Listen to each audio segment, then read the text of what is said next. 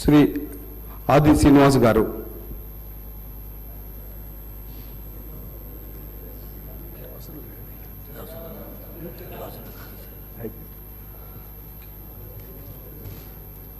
ఆది శ్రీనివాస్ అనే నేను శాసనసభ సభ్యుని ఎన్నికైనందున శాసనం ద్వారా నిర్మితమైన భారత రాజ్యాంగం పట్ల నిజమైన విశ్వాసం, విధేయత చూపుతానని, భారతదేశ సార్వభౌమాధికారాన్ని, సమగ్రతను కాపాడుతానని, నేను స్వీకరించబోయే కర్తవ్యాన్ని శ్రద్ధాశక్తితో నిర్వహిస్తానని పవిత్ర హృదయంతో ప్రతిజ్ఞ చేస్తున్నాను.